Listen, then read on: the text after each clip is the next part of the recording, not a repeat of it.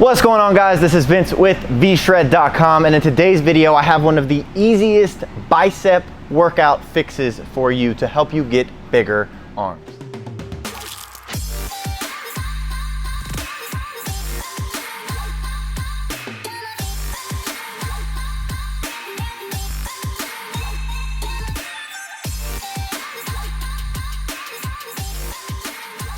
Like I said, today's video is going to be all about a simple bicep workout fix that you can include in your very next arm day whenever you're hitting biceps to help you hit it a little bit better so that you can spark more muscle growth and get you some bigger arms. Now, before I get into this quick tip, because it's going to be a pretty short video, I will say if you're trying to get bigger arms, one of the best things that you can do is make sure that you are getting enough protein. I'm sure you heard that before, but also make sure you're getting enough carbs and enough fats. There's this thing called your macros. It stands for macronutrients, and every single person on this planet has a very specific number of carbs, fats, and proteins that you need in your body every single day, depending on what your body type is and what your goal is. And if you hit those numbers, and you can eat pretty much whatever you want, not whatever you want, but you can be flexible with your diet as long as you hit these numbers, you're going to get in amazing shape, and building muscle, especially when you use this tip I'm gonna show you today, becomes so much easier. If you wanna know how many carbs, fats, and proteins your body needs, if you wanna know what your macros are, hit the link right below this video, the link in the description. There's a free quiz. It's my body type quiz that tells you exactly how many macros your body needs. So hit that link, check it out. Now, getting into this video, like I said, this is gonna be a very short video. This is going to be super easy, and it all comes down to what you're doing while you're curling, because I'm sitting here on this bench with some dumbbells right here, because we've all seen guys getting into this and just kind of throwing some curls up, and this isn't necessarily bad form, but a lot of times I hear about guys doing curls like this and basically saying that they feel it in their forearms more than anything. Well, one of the reasons that you feel it in your forearms is because there's more pronation going on. Your arms are more pronated than they are supinated, and basically that just means what your wrist is doing.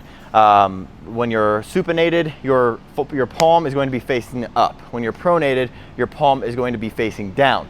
And so the next time that you go to do curls, and this is the simple tip I was talking about, I want you to focus on supinating your wrists more than you ever have in your entire life, because the bicep brachii, which is the big arm muscle that we're trying to build, actually supinates your wrist by pulling on your radius. So just by sitting here right now, if I have my palm down and look at my bicep, and then I go from this, and all I do is take my palm and I face it up, you see my bicep almost flex a little bit, almost shorten a little bit. That's because supination is one of the bicep functions. And so when you're doing a curl, rather than just kind of supinating your wrist and kind of starting in a neutral position and then curling it up and kind of getting to right there, not really supinating it that much, maybe a little bit, not too much.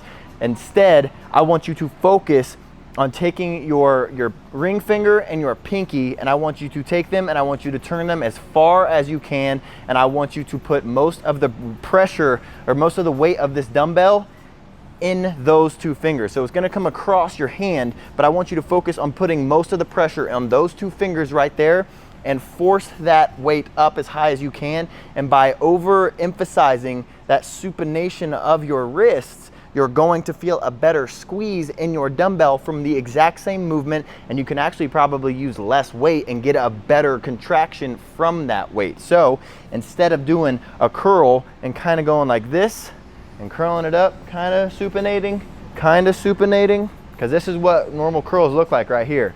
I want you to take this dumbbell, and as you curl it, I want you to put most of the pressure in that pinky and that ring finger and over supinate your wrist as much as you can to where you feel that squeeze in your bicep better than you ever have before, because just that little tweak where you are really focusing on driving that outer portion of your hand up as high as you can, that's going to make you feel it in your bicep so much more. So that's all you got to do. Now, obviously, you got to make sure that your form is good and you're controlling the weight and you're controlling the eccentric, because the eccentric is super important. And I'll put a card up to my other bicep videos right up here if you want to check those out, because I got tons of videos on biceps. But try this out the next time you're hitting arms, and I guarantee you feel a better contraction in your bicep and you start seeing better results from the workout that you're doing at the gym. So try that out. Let me know how you guys are liking it. Other than that, thank you for watching. I'll see you in the next one.